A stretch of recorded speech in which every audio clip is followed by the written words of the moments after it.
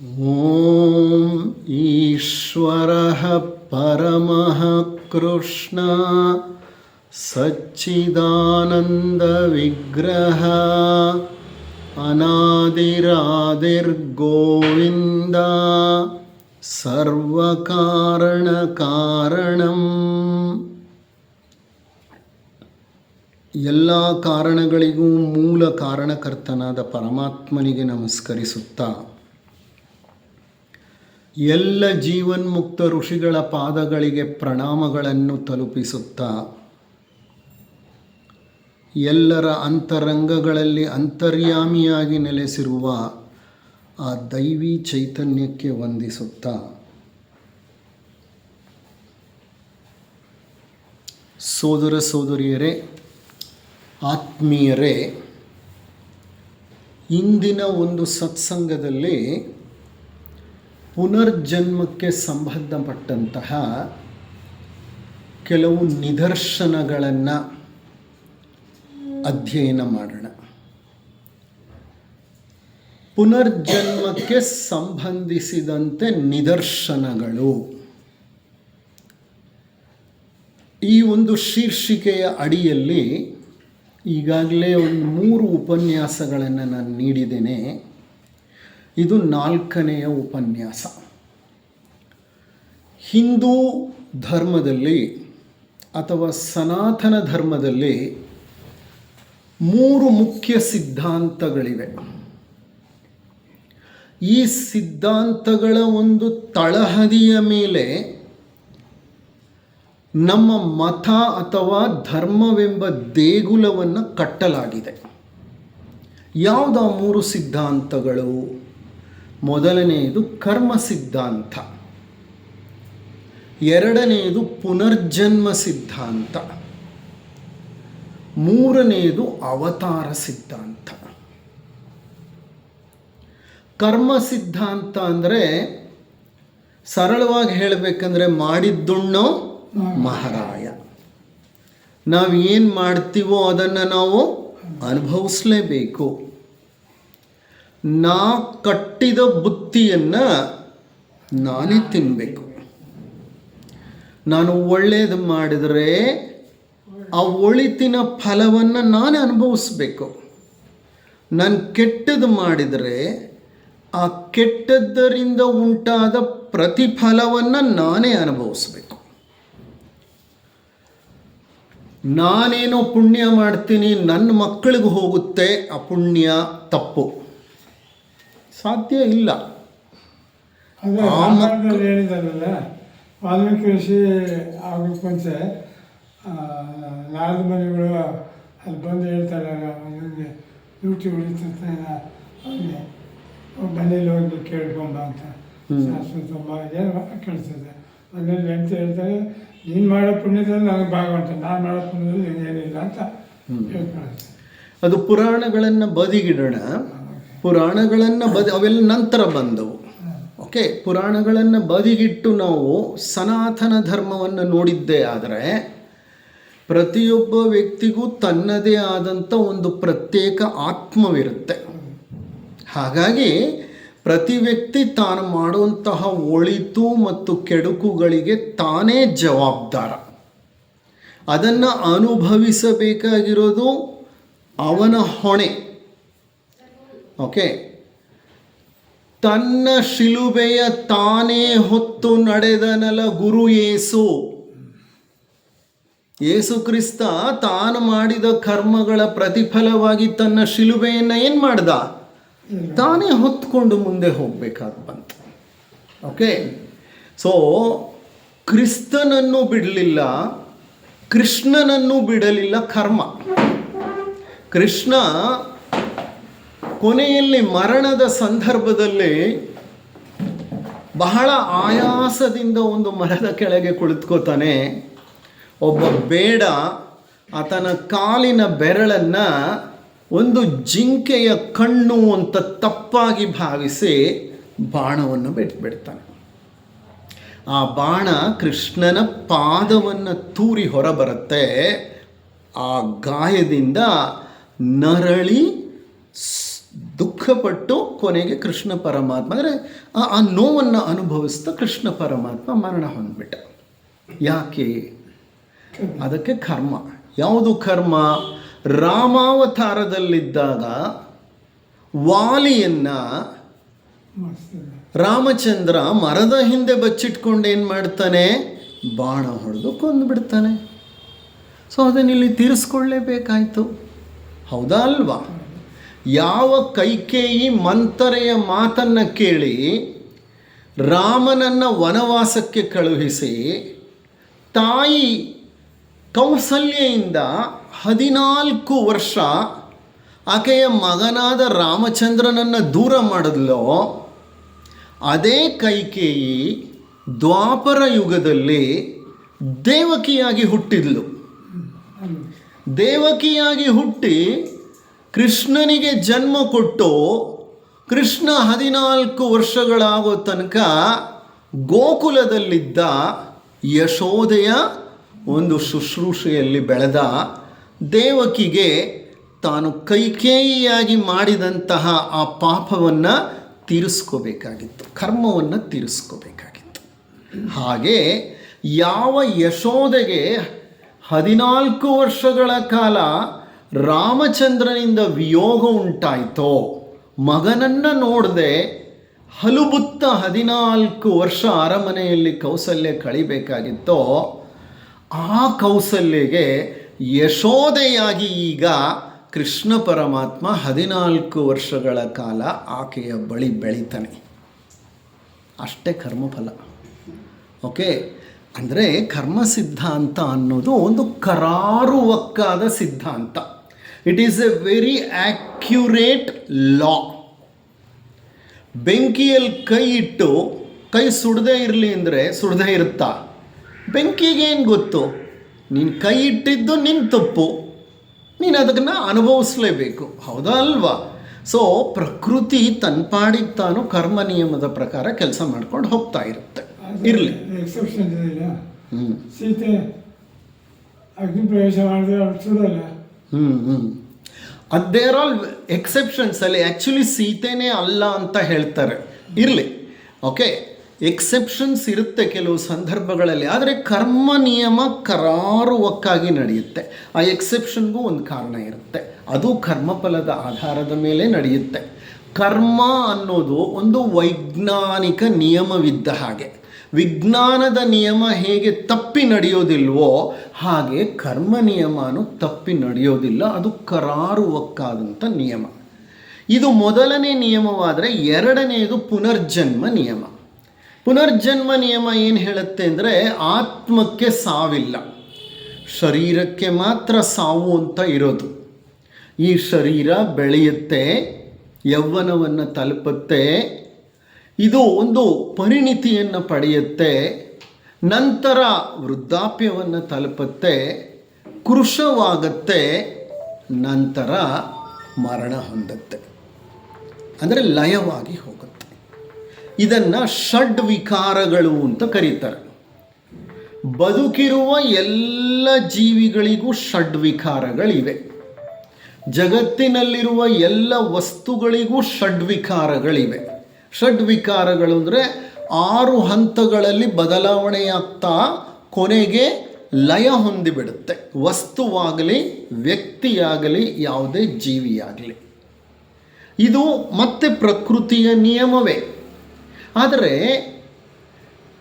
ಜೀವಿಗಳು ಮರಣ ಹೊಂದಿದ ನಂತರ ಪುನಃ ಅವರು ಮತ್ತೊಂದು ಶರೀರದಲ್ಲಿ ಜನನವನ್ನು ಪಡೀತಾರೆ.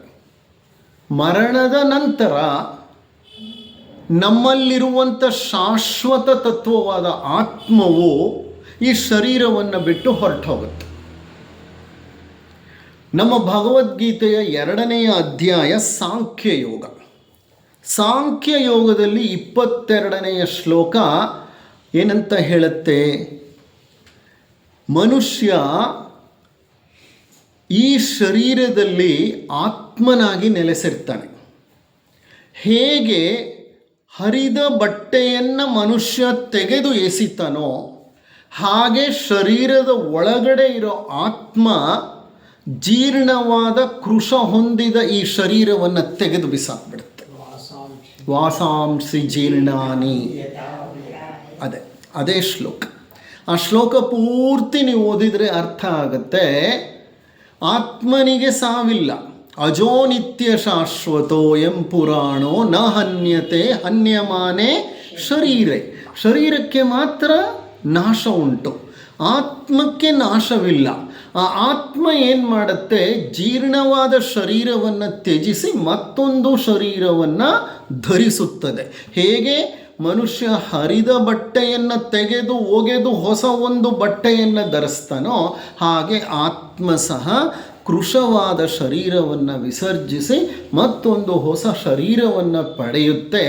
ಅದನ್ನು ನಾವು ಪುನರ್ಜನ್ಮ ಅಂತ ಕರಿತೀವಿ. ಶರೀರಕ್ಕೆ ಪುನರ್ಜನ್ಮವಿಲ್ಲ, ಪುನರ್ಜನ್ಮ ಇರೋದು ಆತ್ಮಕ್ಕೆ.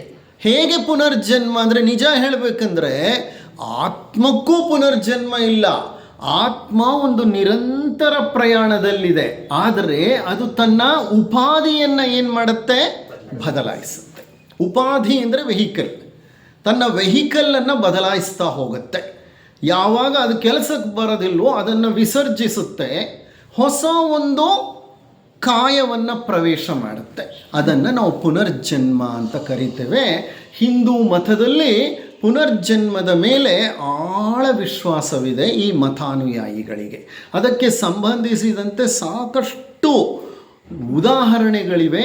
ಇತ್ತೀಚೆಗಂತೂ ವೈಜ್ಞಾನಿಕ ನಿದರ್ಶನಗಳು ಸಹ ಸಾಕಷ್ಟು ಸಿಕ್ಕಿವೆ. ಇದು ಎರಡನೇ ಸಿದ್ಧಾಂತ. ಮೂರನೇ ಸಿದ್ಧಾಂತ ಅವತಾರ ಸಿದ್ಧಾಂತ. ಶ್ರೀಕೃಷ್ಣ ಪರಮಾತ್ಮ ಭಗವದ್ಗೀತೆಯಲ್ಲಿ ಹೇಳಿದ ಹಾಗೆ, ಯಾವಾಗ ಧರ್ಮ ಅವನತಿಯನ್ನು ಹೊಂದುತ್ತೋ ಆಗ ಆ ಮಹಾಪುರುಷ ಏನು ಮಾಡ್ತಾನೆ, ಈ ಜಗತ್ತಿನಲ್ಲಿ ಅವತಾರವನ್ನು ಹೊಂದುತ್ತಾನೆ. ಯಾಕೆ ಅವತಾರವನ್ನು ಹೊಂದುತ್ತಾನೆ?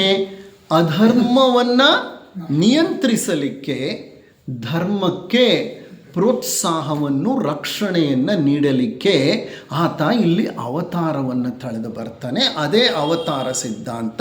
ನಮ್ಮ ದಶಾವತಾರಗಳ ಬಗ್ಗೆ ನಿಮಗೆ ಚೆನ್ನಾಗಿ ಗೊತ್ತು. ಈ ಮೂರು ಸಿದ್ಧಾಂತಗಳಲ್ಲಿ ನಾನು ಪುನರ್ಜನ್ಮ ಸಿದ್ಧಾಂತವನ್ನು ಮುಖ್ಯವಾಗಿ ತೆಗೆದುಕೊಂಡು ಹಲವು ನಿದರ್ಶನಗಳನ್ನು ನಿಮಗೆ ನೀಡ್ತಾ ಬಂದಿದ್ದೇನೆ. ವೈಜ್ಞಾನಿಕವಾಗಿ ಪುನರ್ಜನ್ಮ ಇದೆಯಾ ಇಲ್ಲವಾ ಅಂತ ಪರಿಶೋಧನೆಯನ್ನು ಬಹಳಷ್ಟು ವಿಜ್ಞಾನಿಗಳು ನಡೆಸಿದ್ದಾರೆ.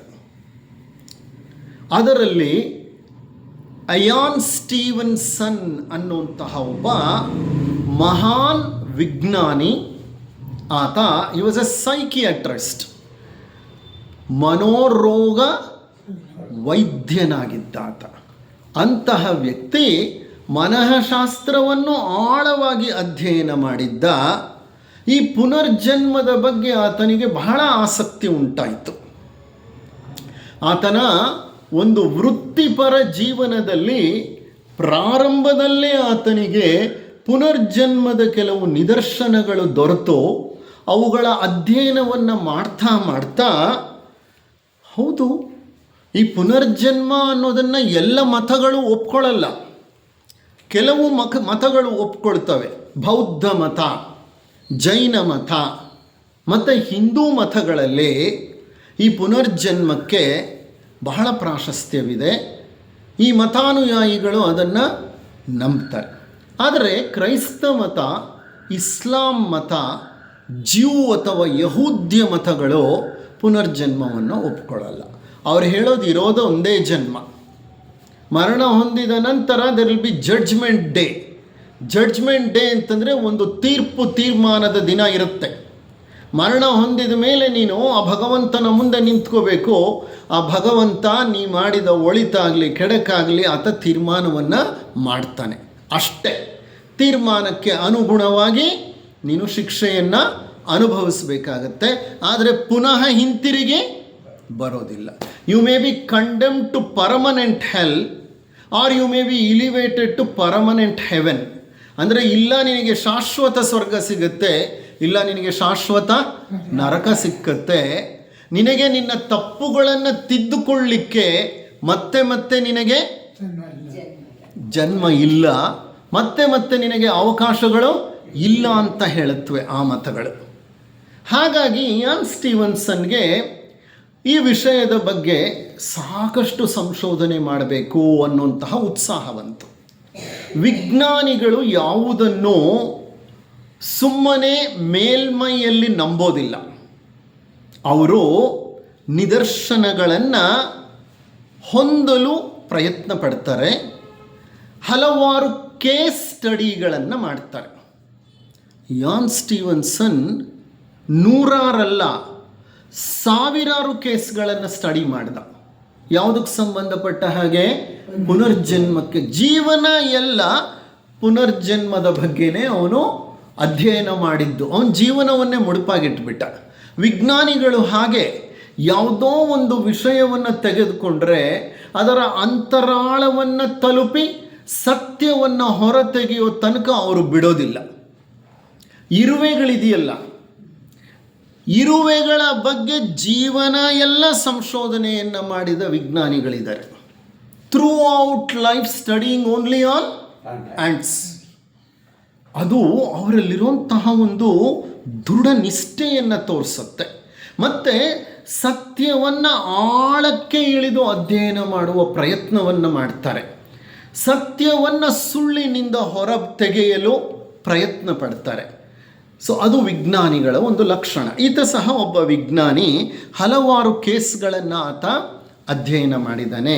ಆತನ ಜೊತೆ ಹೆರಾಲ್ಡ್ಸನ್ ಅಂತ ಮತ್ತೊಬ್ಬರು, ಟ್ರಟ್ಸ್ ಹುಡೋ ಅನ್ನುವಂತಹ ಇನ್ನೊಬ್ಬರು, ರೇಮಂಡ್ ಮೂಡಿ ಅಂತಹ ಮತ್ತೊಬ್ಬರು, ಹೀಗೆ ಈಗಂತೂ ನಾನಾ ವಿಜ್ಞಾನಿಗಳು ಭಾರತದಲ್ಲೂ ಇದರ ಬಗ್ಗೆ ಕೆಲಸ ಮಾಡಿದ್ದಾರೆ, ಪಾಶ್ಚಿಮಾತ್ಯ ದೇಶಗಳಲ್ಲೂ ಕೆಲಸ ಮಾಡಿದ್ದಾರೆ.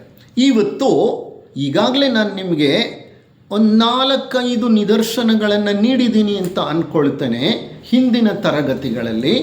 ಇವತ್ತು 2 ನಿದರ್ಶನಗಳನ್ನು, ಯಾವುದಕ್ಕೆ ನಿದರ್ಶನಗಳು? ಪುನರ್ಜನ್ಮ ಇದೆ ಅಂತ ಸಾಬೀತುಪಡಿಸಲಿಕ್ಕೆ 2 ಕೇಸ್ ಸ್ಟಡಿಗಳನ್ನು ನಿಮ್ಮ ಮುಂದೆ ತೆಗೆದುಕೊಳ್ತೇನೆ. ಮೊದಲನೆಯದು ಕ್ರಿಸ್ತಶಕ 1969ರಲ್ಲಿ ನಡೆದಂತಹ ಒಂದು ಘಟನೆ. ಇದು ಭಾರತ ದೇಶದಲ್ಲೇ ನಡೀತು. ಭಾರತದಲ್ಲಿ ಉತ್ತರ ಪ್ರದೇಶ, UP ಅನ್ನುವಂತಹ ಒಂದು ರಾಜ್ಯವಿದೆ. ಉತ್ತರ ಪ್ರದೇಶದಲ್ಲಿ ಪಾಸೌಲಿ ಎಂಬ ಒಂದು ಹಳ್ಳಿ ಇದೆ.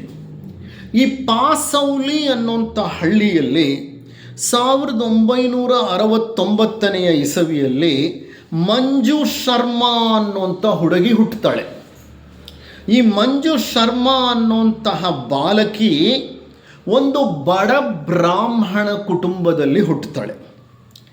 ಆಕೆ 2 ವರ್ಷದ ಮಗುವಾಗಿದ್ದಾಗ ಇದ್ದಕ್ಕಿದ್ದ ಹಾಗೆ ಆಕೆಯ ವರ್ತನೆ ಸ್ವಲ್ಪ ಬದಲಾಗಲಿಕ್ಕೆ ಪ್ರಾರಂಭವಾಗುತ್ತೆ.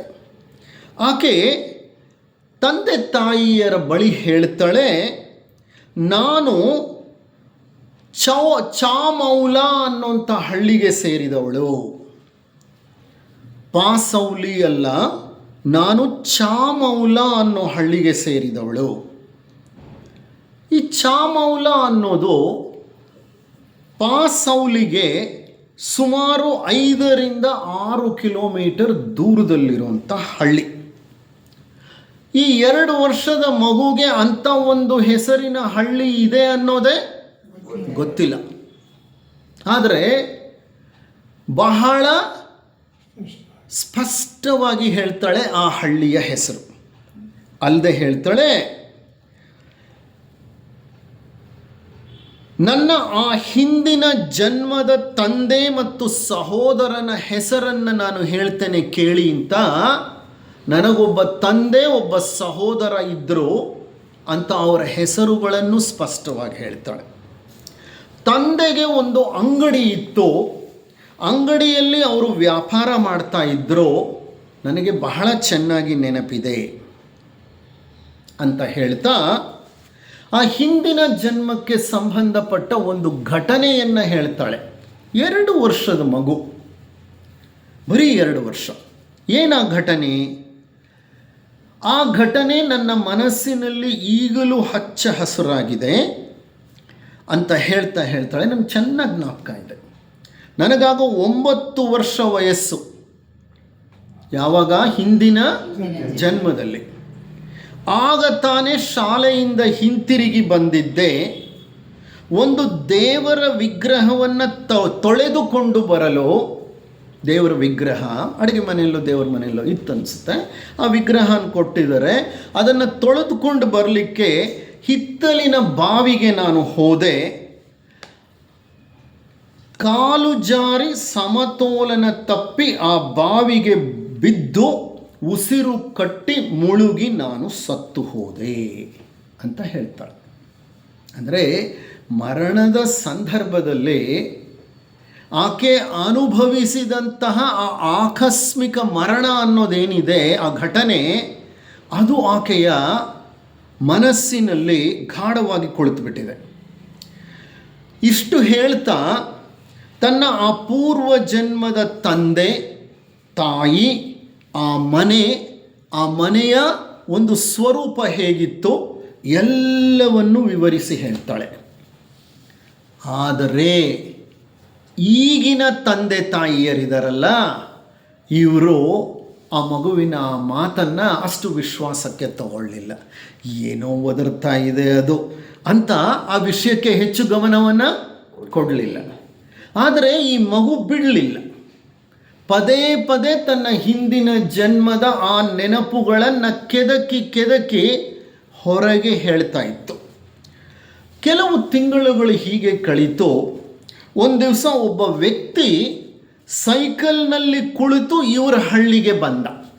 ಆಗಿನ ಕಾಲದಲ್ಲಿ ಮೋಟಾರು ವಾಹನಗಳು ಬಹಳ ಕಡಿಮೆ ಇತ್ತು. ಸೈಕಲ್ನಲ್ಲಿ ಒಬ್ಬ ವ್ಯಕ್ತಿ, ಬೇರೆ ಹಳ್ಳಿಯ ವ್ಯಕ್ತಿ ಇವರ ಹಳ್ಳಿಗೆ ಬಂದ.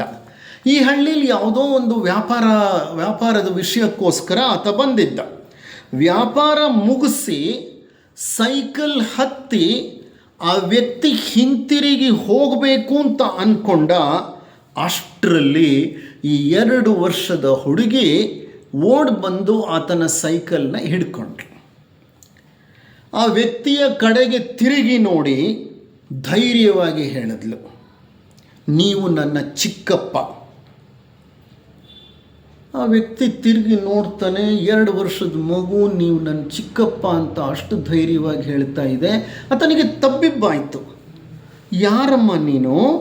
ನನಗೆ ನೀನು ಯಾರು ಅಂತ ತಿಳಿಯೋದು, ನನಗೆ ನೀನು ಯಾರಂತ ಗೊತ್ತಿಲ್ಲ, ಯಾರ ಮಗಳು ನೀನು ಅಂತ ಕೇಳಿದರು. ಆಗ ಆ ಮಗು ಹೇಳುತ್ತೆ ನಕ್ಕು, ನಿಮಗೆ ನಾನು ಗೊತ್ತಿಲ್ಲವಾ, ಆದರೆ ನನಗೆ ನೀವು ಗೊತ್ತು. ನೀವು ನನ್ನ ತಂದೆಯ ತಮ್ಮ. ನನ್ನ ತಂದೆಯ ಹೆಸರು ಲಡಾಲಿ ಶರಣ್ ಅಂತ ತಂದೆ ಹೆಸರು ಹೇಳಿದ್ಲು. ತಕ್ಷಣ ಈ ವ್ಯಕ್ತಿ ಸೈಕಲ್ ಹತ್ತಬೇಕು ಅಂತ ಅಂದ್ಕೊಂಡವನು ಆ ಸೈಕಲ್ನ ನಿಲ್ಲಿಸ್ಬಿಟ್ಟು ಈ ಮಗು ಕಡೆ ನೋಡ್ದ. ಇದೇನೋ ನನ್ನ ಅಣ್ಣನ ಹೆಸರನ್ನ ಇಷ್ಟು ಕರೆಕ್ಟಾಗಿ 2 ವರ್ಷದ ಮಗು ಹೇಳ್ತಿದ್ದಾಳೆ. ಹೌದು, ನನ್ನ ಅಣ್ಣನ ಹೆಸರು ಲಡಾಲಿ ಶರಣ್. ನನ್ನ ಅಣ್ಣನಿಗೆ ಹಲವಾರು ಮಕ್ಕಳಿದ್ದಾರೆ, ಆದರೆ ಈ ಮಗುವಿನ ಪರಿಚಯ ನನಗಿಲ್ವಲ್ಲ. ಈ ಮಗು ನನ್ನ ಅಣ್ಣನ ಮಗು ಅಂತ ಯಾಕೋ ಒಪ್ಕೊಳ್ಳಿಕ್ಕಾಗ್ತಿಲ್ವಲ್ಲ ನನಗೆ. ಸರಿಯಮ್ಮ, ನನ್ನ ಅಣ್ಣನ ಹೆಸರೇನೋ ನೀನು ಸರಿಯಾಗಿ ಹೇಳಿದೀಯಾ, ಆದರೆ ಈ ಹಳ್ಳಿಗೆ ಹೇಗೆ ಬಂದೆ, ಯಾರು ನಿನ್ನನ್ನು ಇಲ್ಲಿಗೆ ಕರ್ಕೊಂಡು ಬಂದರು ಅಂತ ಕೇಳ್ದ ಆ ವ್ಯಕ್ತಿ. ಆಗ ಆ ಮಗು ಹೇಳುತ್ತೆ, ನಾನು ವಿಗ್ರಹ ತೊಳೆಯಲು ಬಾವಿಯ ಬಳಿ ಹೋಗಿ ಕಾಲು ಜಾರಿ ಬಾವಿಗೆ ಬಿದ್ದು ಸತ್ತು ಹೋದೆ. ಆಗ ಈ ವ್ಯಕ್ತಿಗೆ ಆಶ್ಚರ್ಯ ಆಯಿತು. ಹೌದಲ್ಲ, ನಮ್ಮ ಅಣ್ಣನ ಮಗಳೊಬ್ಬಳಿದ್ಲು ಮೊದಲು, ಅವಳು ಹಿತ್ತಲಿನಲ್ಲಿ ಕಾಲು ಜಾರಿ ಬಿದ್ದು ಬಾವಿಲಿ ಬಿದ್ದು ಸತ್ತು ಹೋಗಿದ್ಲು. ಆಕೆ ಸತ್ತು ಈಗಾಗಲೇ 3-4 ವರ್ಷನೇ ಆಗಿರಬೇಕು.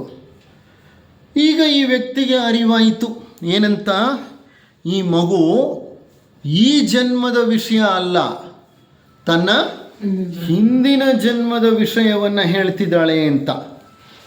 ಯಾಕೆ ಅಂದರೆ ಅವನು ಹಿಂದಿನ ಜನ್ಮದಲ್ಲಿ ನಡೆದ ಪ್ರಸಂಗ ಈಕೆ ಹೇಳಿದಾಗ ಅಣ್ಣನ ಮಗಳಿಗಾದಂತಹ ಆ ಆಘಾತ, ಆ ಅಪಘಾತ ಈತನಿಗೆ ಜ್ಞಾಪಕಕ್ಕೆ ಬಂತು. ಇವನಿಗೆ ಇದೇನೋ ಇದು ಒಂಥರ, ಈ ಮಗು ಹೇಳ್ತಾ ಇರೋದೆಲ್ಲ ಸತ್ಯ ಅನ್ನಿಸ್ತಾ ಇದೆ, ಆದರೆ ಈ ಮಗು ನಮ್ಮ ಮಗು ಅಲ್ಲ, ಇದು ತನ್ನ ಹಿಂದಿನ ಜನ್ಮದ ನೆನಪನ್ನು ಮಾಡ್ಕೊಂಡು ಹೇಳ್ತಿದೆ ಅಂತ ಅಂದ್ಕೊಂಡು ಸೈಕಲ್ ಹತ್ತಿ ಹೊರಟು ಬಿಡೋಣ ಇಲ್ಲಿಂದ ಅಂತ ಪ್ರಯತ್ನ ಪಟ್ಟ. ಆಗ ಆ ಮಂಜು ಶರ್ಮಾ ಅಂದರೆ ಬ್ರಾಹ್ಮಣರಲ್ಲಿ ಇಟ್ಕೊಳ್ಳೋ ಹೆಸರು, ಮಂಜು ಶರ್ಮಾ ಆತನನ್ನು ಅಂಗಲಾಚಿ ಬೇಡ್ಕೊಳ್ತಾಳೆ, ನನ್ನನ್ನು ದಯವಿಟ್ಟು ನಿಮ್ಮ ಜೊತೆ ನನ್ನ ಮನೆಗೆ ಕರೆದುಕೊಂಡು ಹೋಗಿ.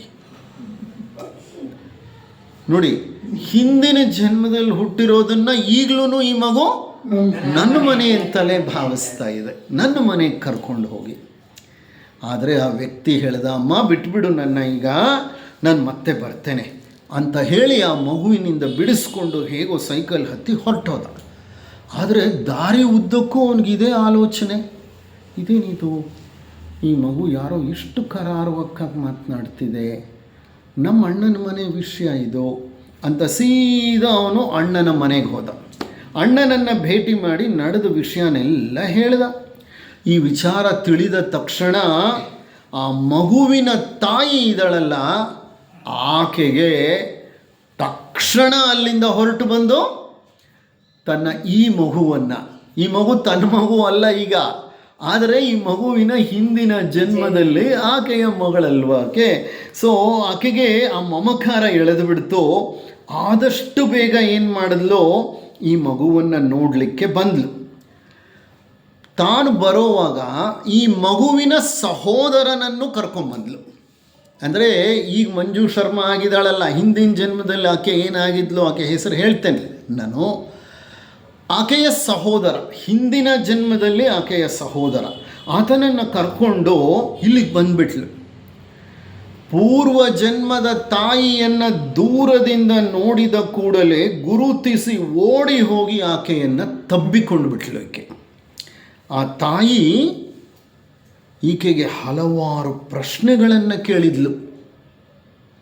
ಆ ಪ್ರಶ್ನೆಗಳೆಲ್ಲನೂ ಆಕೆಯ ಹಿಂದಿನ ಜನ್ಮಕ್ಕೆ ಸಂಬಂಧಪಟ್ಟ ಪ್ರಶ್ನೆಗಳು. ಆ ಎಲ್ಲ ಪ್ರಶ್ನೆಗಳಿಗೂ ಸಮಂಜಸವಾದ ಉತ್ತರಗಳನ್ನು ಮಂಜು ಶರ್ಮಾ ನೀಡಿದಳು. ಆ ಜನ್ಮದಲ್ಲಿ ಆಕೆಯ ಹೆಸರು ಕೃಷ್ಣ. ಕೃಷ್ಣ ಅನ್ನೋ ಹೆಸರನ್ನು ಹೆಣ್ಮಕ್ಳಿಗೂ ಇಡ್ತಾರೆ, ಅದರಲ್ಲೂ ಉತ್ತರ ಭಾರತದಲ್ಲಿ ಇಡ್ತಾರೆ. ಕೃಷ್ಣವೇಣಿ ಅಂತ ಇಡ್ತಾರೆ ದಕ್ಷಿಣ ಭಾರತದಲ್ಲಿ, ಅಲ್ಲಿ ಕೃಷ್ಣ ಅಂತಲೇ ಹೆಸರಿಡ್ತಾರೆ. ಕೃಷ್ಣ ಅಂತ ಆ ಮಗುವಿನ ಹೆಸರಾಗಿತ್ತು. ಆ ತಾಯಿ ಈ ಮಗುವನ್ನು ಮುಟ್ಟಿ ನೋಡಿ ತಬ್ಬಿ ಆಕೆಯ ತಲೆಯನ್ನು ನೇವರಿಸಿ ಕೆನ್ನೆಗೆ ಮುತ್ತು ಕೊಟ್ಟು ಎಲ್ಲ ಪ್ರಶ್ನೆಗಳನ್ನು ಕೇಳಿ ಆಕೆಗೆ ಪೂರ್ಣ ಮನವರಿಕೆಯಾಗೋಯ್ತು. ಒಂದೇ ಸಮನೆ ತಬ್ಬಿಕೊಂಡು ಆ ಮಗುವನ್ನು ಅಳಲಿಕ್ಕೆ ಪ್ರಾರಂಭ ಮಾಡಿಬಿಟ್ಲು. ಆ ಸಹೋದರನನ್ನು ಗುರುತು ಹಿಡಿದ್ಲು, ಆತನ ಹೆಸರನ್ನು ಹೇಳಿದ್ಲು, ಆತನನ್ನು ತಬ್ಬಿಕೊಂಡ್ಲು. ಇದೇನೋ ಇದು ಬಹಳ ಕರಾರುವಕ್ಕಾಗಿ ಆ ಎಲ್ಲ ಪ್ರಶ್ನೆಗಳಿಗೆ ಉತ್ತರ ಕೊಟ್ಟ ನಂತರ ಅವರಿಗೆ ಈಕೆ ನಮ್ಮ ಮನೆಯ ಮಗಳೇ ಇಲ್ಲಿ ಹುಟ್ಟಿದಾಳೆ, ಪುನರ್ಜನ್ಮವನ್ನು ಪಡೆದು ಅಂತ ಖಾತ್ರಿ ಆಯಿತು. ಆಕೆ ಊರಿಗೆ ಹೋಗಿ ಈ ವಿಷಯವನ್ನು ತಿಳಿಸಿದ ಮೇಲೆ ಏನಾಯಿತು ಅಂದರೆ, ಅವರ ತಂದೆ ಸಹ ಇಲ್ಲಿಗೆ ಬಂದರು. ಮಂಜು ಶರ್ಮಾ ದೂರದಿಂದಲೇ ಅವರನ್ನು ಗುರುತಿಸಿ ಅವರ ಬಳಿ ಓಡಿ ಹೋದಳು. ತಂದೆ ತಾಯಿಗಿಂತ ಹೆಚ್ಚು ಪ್ರಶ್ನೆಗಳನ್ನು ಕೇಳ್ತಾರೆ. ತಂದೆ ಹಲವಾರು ಪ್ರಶ್ನೆಗಳನ್ನು ಕೇಳಿದ್ಲು. ಎಲ್ಲ ಪ್ರಶ್ನೆಗಳಿಗೂ ಈಕೆ ಧೈರ್ಯವಾಗಿ ಸರಿಯಾಗಿ ಉತ್ತರವನ್ನು ಹೇಳಿದ್ಲು. ಆಗ ಅವ್ರಿಗೂ ಮನವರಿಕೆ ಆಗೋಯ್ತು, ಈಕೆ ತಮ್ಮ ಕೃಷ್ಣಳೇ ಅಂತ. ಆಗ ಕೃಷ್ಣಳ ತಂದೆ ಆಕೆ ಇಲ್ಲ, ಕೃಷ್ಣ ಈಗ ತಿರ್ಕೊಂಡ್ಬಿಟ್ಟಿದ್ದಾಳೆ. ಈಗೇನಾಗಿ ಹುಟ್ಟಿದ್ದಾಳೆ, ಮಂಜು ಶರ್ಮಾ ಆಗಿ ಹುಟ್ಟಿದ್ದಾಳೆ.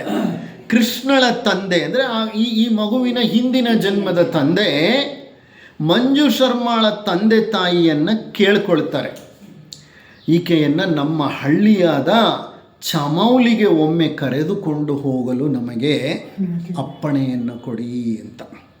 ಆಗ ಮಂಜು ಶರ್ಮಾ ತಂದೆ ತಾಯಿಗಳು ಹೇಳ್ತಾರೆ, ಈ ಮಗು ಇನ್ನೂ ಪುಟ್ಟ ಮಗು, ಕಳಿಸ್ತೀವಿ, ಆದರೆ ಈಕೆಯ ಜೊತೆ ಈಕೆಯ ಸಹೋದರನನ್ನು ಕಳಿಸ್ತೀವಿ. ಯಾವ ಸಹೋದರ? ಈ ಜನ್ಮದ ಸಹೋದರ. ಈ ಜನ್ಮದ ಸಹೋದರ ಅವನನ್ನು ಕಳಿಸ್ಕೊಡ್ತೇವೆ. ನಿಮ್ಗೆ ಗೊತ್ತು, ಹಿಂದಿನ ಕಾಲದಲ್ಲಿ ಹೆಣ್ಮಕ್ಕಳನ್ನ ಅದರಲ್ಲೂ ಅಲ್ಲಿ ಇಲ್ಲಿ ಕಳಿಸೋದು ಅಂತಂದರೆ ಅದೇ ಭಾಳ ಸಂಪ್ರದಾಯಸ್ಥರು, ಇನ್ನು ಆರ್ಥೋಡಾಕ್ಸ್ ಫ್ಯಾಮಿಲಿಗಳು. ಈಕೆಯ ಅಣ್ಣನನ್ನು ಜೊತೆಗೆ ಕಳಿಸ್ತೀವಿ, ಕರ್ಕೊಂಡು ಹೋಗಿ ಆದರೆ ಬೇಗ ಕರ್ಕೊಂಡು ಬಂದು ಬಿಟ್ಬಿಡಿ ಅಂತ. ಮಂಜು ಶರ್ಮಾಳನ್ನು ಅವ್ರ ಮನೆಗೆ ಕರ್ಕೊಂಡು ಹೋಗ್ತಾರೆ. ಹಿಂದಿನ ಜನ್ಮದ ಮನೆ. ಆ ಹಳೆ ಮನೆ ಬಳಿ ಬರ್ತಾ ಇದ್ದಂತೆ ಅವಳು ಕುಣಿಯಲಿಕ್ಕೆ ಪ್ರಾರಂಭ ಮಾಡ್ತಾಳೆ. ಓಡಿ ಹೋಗ್ತಾಳೆ ಮನೆ ಒಳಗೆ ಎಲ್ಲವನ್ನೂ ಸರಿಯಾಗಿ ಗುರುತಿಸಿ ಹೇಳ್ತಾಳೆ.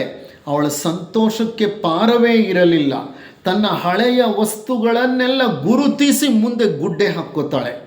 ಈ ಪ್ರಸಂಗದ ಸಂಶೋಧನೆಯನ್ನು ಡಾಕ್ಟರ್ ಪಸ್ರೀಚಾ ಅನ್ನುವಂತಹ ಒಬ್ಬ ಪ್ಯಾರಾಸೈಕಾಲಜಿಸ್ಟ್ ನಡೆಸಿದರು.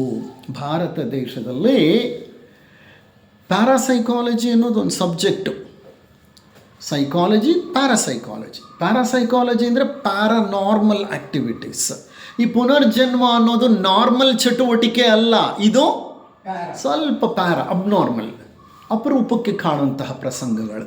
ಇಂತಹ ಪ್ಯಾರಾನಾರ್ಮಲ್ ಆ್ಯಕ್ಟಿವಿಟೀಸ್ನ ಅಧ್ಯಯನ ಮಾಡುವಂತಹ ಮನಃಶಾಸ್ತ್ರದ ಒಂದು ವಿಭಾಗವನ್ನು ಪ್ಯಾರಾಸೈಕಾಲಜಿ ಅಂತ ಕರೀತಾರೆ. ಈ ಪ್ಯಾರಾಸೈಕಾಲಜಿ ಸ್ಪೆಷಲಿಸ್ಟ್ ಒಬ್ಬರು ಡಾಕ್ಟರ್ ಪಸ್ರೀಚಾ ಅನ್ನೋಂಥವರು. ಅವರು ಈ ಕೇಸ್ನ ಸ್ಟಡಿ ಮಾಡಿದ್ರು. ಅವರು ತಮ್ಮ ಪರಿಶೋಧನೆಯ ಮೂಲಕ ಮೊಟ್ಟ ಮೊದಲು ಅಧ್ಯಯನ ನಡೆಸಿದ್ದೇನು ಗೊತ್ತಾ? ಈ ಎರಡೂ ಕುಟುಂಬಗಳು ಹತ್ರ ಹಳ್ಳಿಗಳಲ್ಲಿರೋದು. ಹತ್ರ ಹಳ್ಳಿಗಳಿವೆರಡು, 5-6 ಕಿಲೋಮೀಟ್ರ್ ದೂರ. ಈ ಕುಟುಂಬಗಳು ಒಬ್ರಿಗೊಬ್ಬರು ಮೊದಲೇ ಪರಿಚಯ ಇದ್ದು ಇಲ್ಲಿನ ವಿಷಯಗಳನ್ನ ಅಲ್ಲಿಗೆ, ಅಲ್ಲಿನ ವಿಷಯಗಳನ್ನ ಇಲ್ಲಿಗೆ ಮೊದಲೇ ಏನಾದರೂ ವರ್ಗಾವಣೆ ಆಗಿದೆಯಾ? ಇದು ಕಟ್ಟುಕತೆನಾ? ಇದು ಸತ್ಯವ? ಈ ಎರಡು ಕುಟುಂಬಗಳ ಮಧ್ಯೆ ಯಾವುದಾದ್ರೂ ಮೊದಲು ಸಂಬಂಧಗಳಿದೆಯಾ ಅಂತ ಹಲವಾರು ರೀತಿಗಳಲ್ಲಿ ಪರಿಶೋಧನೆ ಮಾಡಿದ್ರು. ಬೇಕಾದಷ್ಟು ಮಾಹಿತಿಯನ್ನು, ಇನ್ಫಾರ್ಮೇಷನ್ನ ಕಲೆಕ್ಟ್ ಮಾಡಿದ್ರು. ಯಾವ ಥರ ಇನ್ಫಾರ್ಮೇಷನ್ ಕಲೆಕ್ಟ್ ಮಾಡಿದ್ರು, ಈ ಎರಡು ಕುಟುಂಬಗಳಿಗೆ ಮೊದಲು ಪರಿಚಯವೇ ಇರಲಿಲ್ಲ ಅನ್ನೋದು ಸಾಬೀತಾಯಿತು. ಪರಿಚಯವೇ ಇಲ್ಲದೆ ಇರೋ ಎರಡು ಕುಟುಂಬಗಳ ಮಧ್ಯೆ ಒಂದು ಹೆಣ್ಣು ಮಗು, 2 ವರ್ಷದ ಹೆಣ್ಣು ಮಗು ಹುಟ್ಟಿದ್ದು ತನ್ನ ಹಿಂದಿನ ಜನ್ಮ ಆ ಮನೆಯಲ್ಲೇ ಆಯಿತು ಅಂತ ಹೇಳಬೇಕು ಅಂದರೆ, ಪರಿಚಯವೇ ಇಲ್ಲದೆ ಇರೋ ಕುಟುಂಬಗಳಾದಮೇಲೆ ಅದು ಹೇಗೆ ಸಾಧ್ಯ? ಅಲ್ಲದೆ ಕೇಳಿರೋ ಪ್ರಶ್ನೆಗಳು ಯಾವುದು, ಅದಕ್ಕೀಕೆ ನೀಡಿದ ಉತ್ತರಗಳೇನು, ಅದನ್ನೆಲ್ಲ ಮಾಹಿತಿ ಪಡೆದರು. ಎಲ್ಲವನ್ನು ಪಡೆದ ನಂತರ ಅವ್ರಿಗನ್ನಿಸ್ತು ಈ ಒಂದು ಕೇಸ್ನ ತಳ್ಳಿ ಹಾಕಲಿಕ್ಕೆ ಸಾಧ್ಯವಿಲ್ಲ. ಮಂಜು ಶರ್ಮಾ ಹೇಳಿದ 23 ಸಂಗತಿಗಳಲ್ಲಿ 19 ಸಂಗತಿಗಳು ಪರಿಪೂರ್ಣವಾಗಿ ತಾಳೆಯಾದವು. ಇವರು ಮಂಜು ಶರ್ಮಾಗೆ ಪ್ರಶ್ನೆಗಳನ್ನು ಕೇಳಿ ಹಲವಾರು ಮಾಹಿತಿಗಳನ್ನು ಪಡೆದಿದ್ದರು. ನಿನ್ನ ಕೊಠಡಿ ಹೇಗಿತ್ತು, ನೀನು ಎಲ್ಲಿ ಮಲಗ್ತಾ ಇದ್ದೆ, ನೀನು ಯಾವ ಥರ ಬಟ್ಟೆ ಹಾಕ್ಕೋತಾ ಇದ್ದೆ, ಮತ್ತು ನಿನಗೆ ಯಾರಾದರೂ ಸ್ನೇಹಿತರಿದ್ರಾ, ನಿನ್ನ ತಾಯಿಯ ಬಗ್ಗೆ ಹೇಳು, ನಿನ್ನ ತಂದೆಯ ಬಗ್ಗೆ ಹೇಳೋ, ಈ ಥರ ಸಾಕಷ್ಟು ವಿವರಗಳನ್ನು ತಗೊಂಡಿದ್ರು.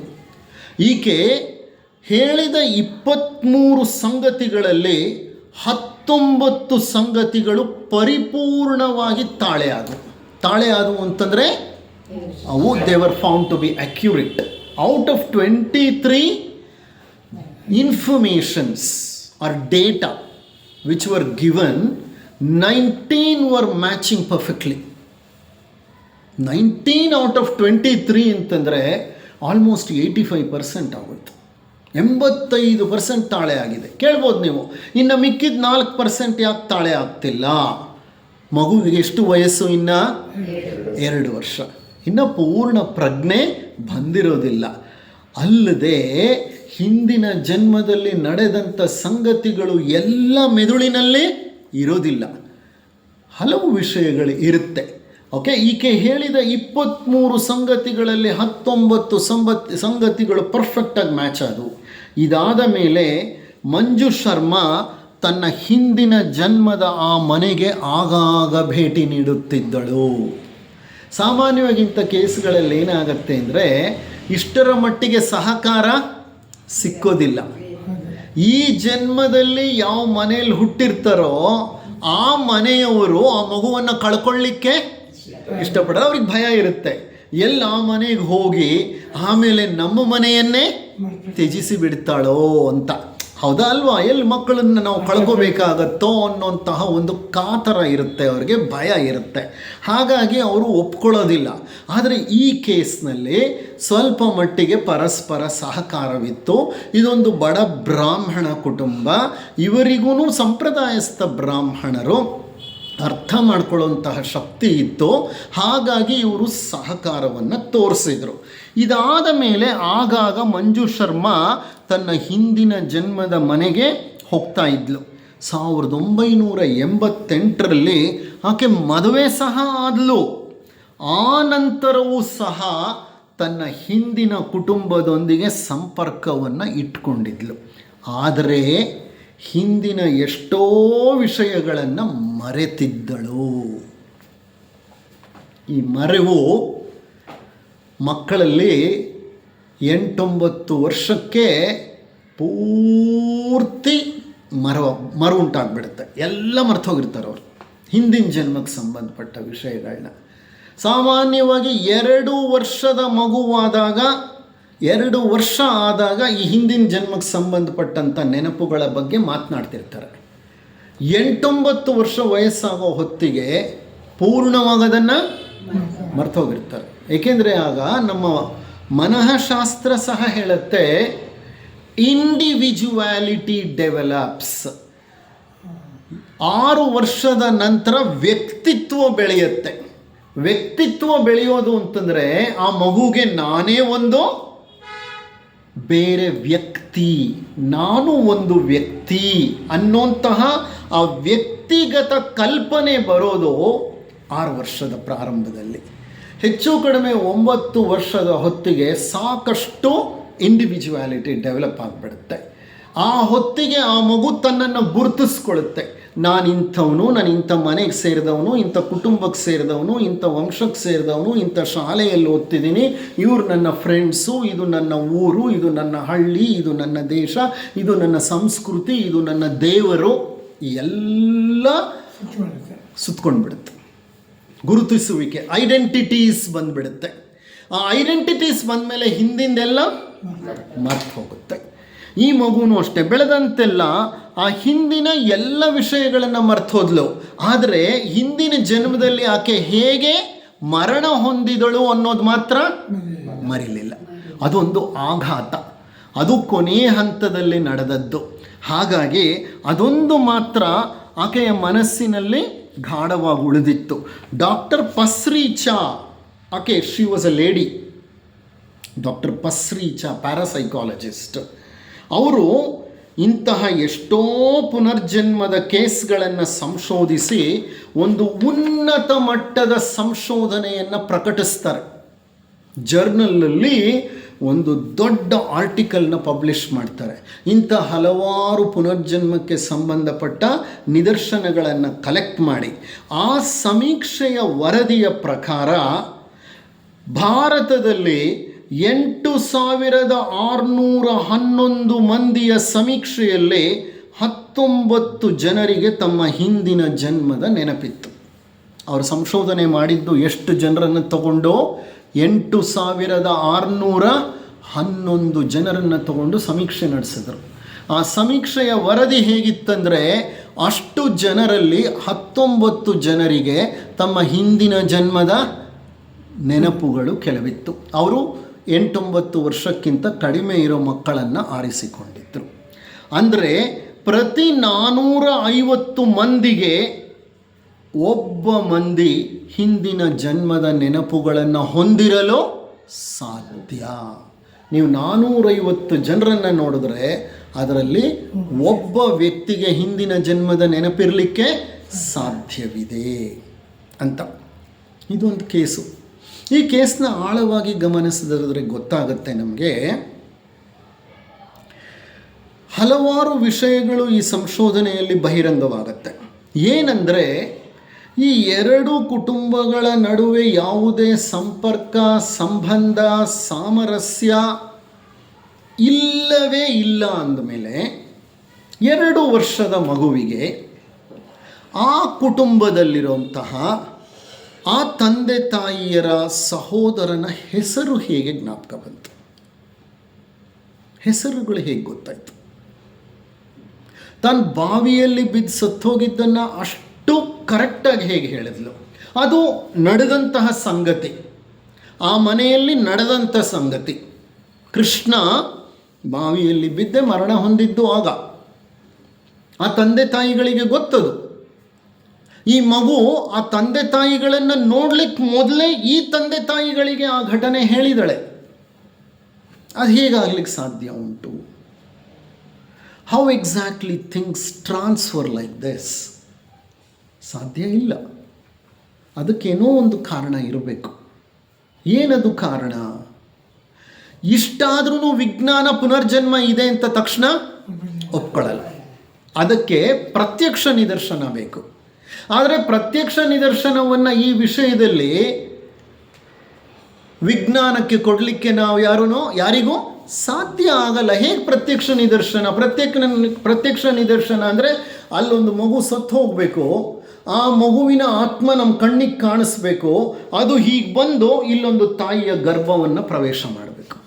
ಇದು ನಮಗೆ ಫೋಟೋಗ್ರಫಿನೋ ವಿಡಿಯೋನೋ ಏನೋ ಅದು ಪ್ರೂಫ್ ಬೇಕು ನಮಗೆ. ಅದೆಲ್ಲ ಆತ್ಮವೇ ಕಣ್ಣಿಗೆ ಕಾಣಲ್ಲ ಅಂದಮೇಲೆ ಇನ್ನು ನಾವು ಅದನ್ನು ಪ್ರತ್ಯಕ್ಷವಾಗಿ ಇವ್ರಿಗೆ ಹೆಂಗೆ ತೋರಿಸ್ಲಿಕ್ಕೆ ಸಾಧ್ಯ ಉಂಟು? ಆದರೆ ಈ ವಿಷಯಗಳಿಗೆ ಉತ್ತರ ಹೇಳಿ ನೀವು. ಅದು ಹೇಗೆ ಗೊತ್ತಾಯಿತು ಆ ಮಗುವಿಗೆ ತನ್ನ ಹಿಂದಿನ ಜನ್ಮದ ಘಟನೆ, ಹಿಂದಿನ ಜನ್ಮದ ತಂದೆ ತಾಯಿಗಳ ಹೆಸರು ಹೇಗೆ ಗೊತ್ತಾಯಿತು, ಸಹೋದರನ ಹೆಸರು ಹೇಗೆ ಗೊತ್ತಾಯಿತು, ಹಳ್ಳಿ ಹೆಸರು ಹೇಗೆ ಗೊತ್ತಾಯಿತು? ಈ ಪ್ರಶ್ನೆಗಳಿಗೆ ವಿಜ್ಞಾನ ಉತ್ತರ ಹೇಳಲ್ಲ. ಹೇಗೆ ಗೊತ್ತಾಯಿತು ಅದು ಗೊತ್ತಿಲ್ಲ. ಆದರೆ ನಮಗೆ ಪ್ರತ್ಯಕ್ಷವಾದ ಒಂದು ಸಾಕ್ಷ್ಯ ಸಿಕ್ಕಿಲ್ಲ. ಹಾಗಾಗಿ ಅದನ್ನು ಒಪ್ಕೊಳ್ಳಿಕ್ಕೆ ಸಾಧ್ಯ ಇಲ್ಲ. ಅದು ಹೇಗೆ ಗೊತ್ತಾಯಿತೋ ಅದು ನಮಗೆ ಗೊತ್ತಿಲ್ಲ. ಹಾಗೆ ಹೇಳ್ತಾರೆ ಅವರು.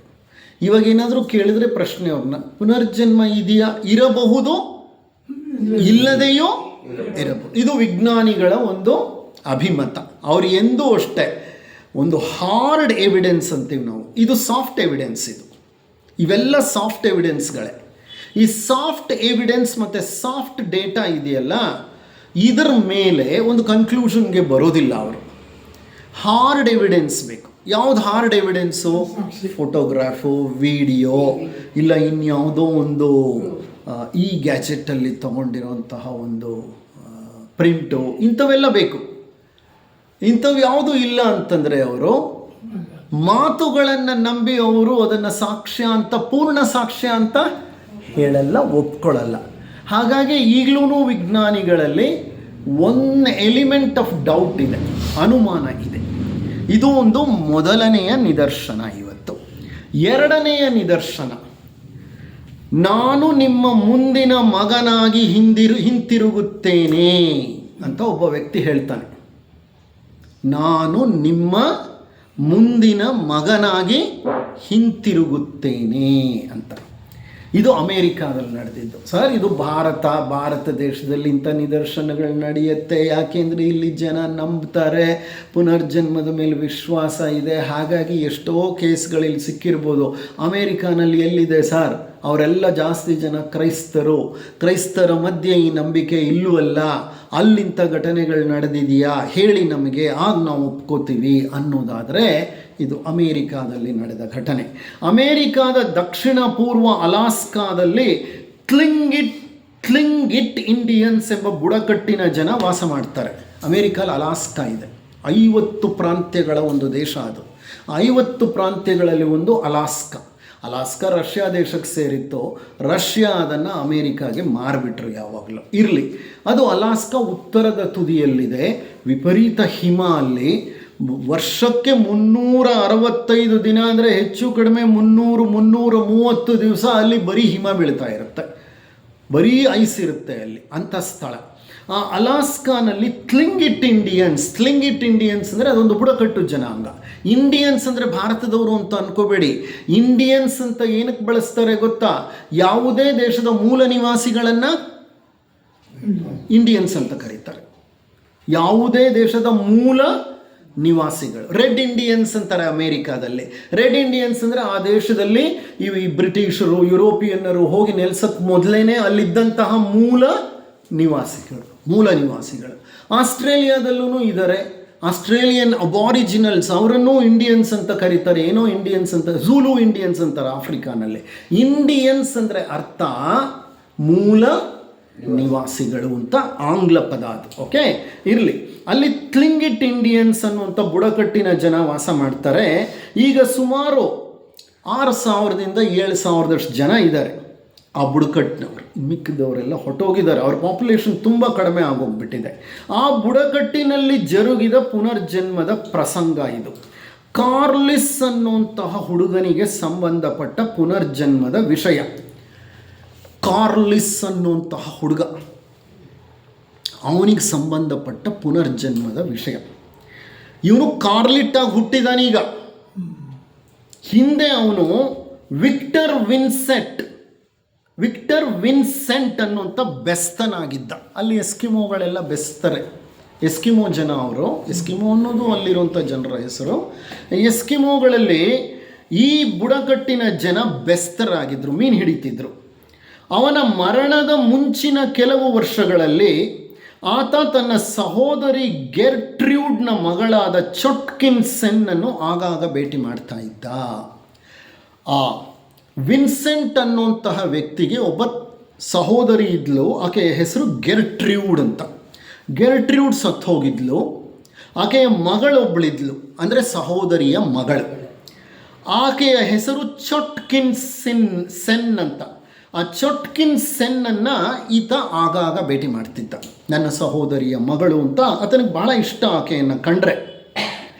ವಿಕ್ಟರ್ನ ಮರಣಕ್ಕೆ 1 ವರ್ಷದ ಮೊದಲು, ಆತ ವಯಸ್ಸಾಗಿತ್ತು ಅವನಿಗೆ, ವಿನ್ಸೆಂಟ್ಗೆ. ಅವನು ಮರಣ ಹೊಂದಲಿಕ್ಕೆ 1 ವರ್ಷದ ಮೊದಲು ತನ್ನ ನೀಸ್ಗೆ ಹೇಳಿದ. ನೀಸ್ ಅಂದರೆ ಯಾರು? ಸಹೋದರಿಯ ಮಗಳು. ಸಹೋದರಿ ಮಗಳನ್ನು, ಸಹೋದರನ ಮಗಳನ್ನು ನೀಸ್ ಅಂತ ಕರೀತಾರೆ ಆಂಗ್ಲ ಭಾಷೆಯಲ್ಲಿ. ನೀಸ್ ಅಂದರೆ ಅಣ್ಣ ಅಥವಾ ಅಕ್ಕ ಅಥವಾ ತಮ್ಮ ಅಥವಾ ತಂಗಿಯ ಮಗಳು ನೀಸ್ ಅಂತ ಕರೀತಾರೆ. ಆ ನೀಸ್ನ ಮನೆಗೆ ಬಂದಿದ್ದ ಒಂದು ಸಲ. ಆಗ ಆತ ಹೇಳ್ದ, ನೋಡು, ನಾನು ನಿನ್ನ ಮುಂದಿನ ಮಗನಾಗಿ ಹುಟ್ಟುತ್ತೇನೆ. ಆಗ ನಾನು ಈಗಿನಷ್ಟು ಬಿಕ್ಕಳಿಸುವುದಿಲ್ಲ. ಇವನಿಗೆ ಬಿಕ್ಕಲಿತ್ತು, ಉಗ್ಗು ಅಂತಂತಾರೆ ಕೆಲವರು ಅದನ್ನು. ಅಂದರೆ ಸರಿಯಾಗಿ ಮಾತನಾಡಲಿಕ್ಕೆ ಬರಲ್ಲ, ತಡವರಿಸೋದು. ಈಗಿನಷ್ಟು ನಾನು ಬಿಕ್ಕಳಿಸೋದಿಲ್ಲ. ಆಗ ನಿನ್ನ ಆ ಮಗನಿಗೆ ಈ ಮಚ್ಚೆಗಳಿರುತ್ತೆ ನೋಡು ಅಂತ ತನ್ನ ಶರ್ಟ್ನ ತೆಗೆದು ತೋರಿಸ್ತಾನೆ. ನೋಡು, ನನ್ನ ಬೆನ್ನ ಮೇಲೆ ಒಂದು ಮಚ್ಚೆ ಇದೆ, ನನ್ನ ಮೂಗಿನ ಮೇಲೆ ಒಂದು ಮಚ್ಚೆ ಇದೆ, ಇದು ಗಾಯದ ಮಚ್ಚೆ.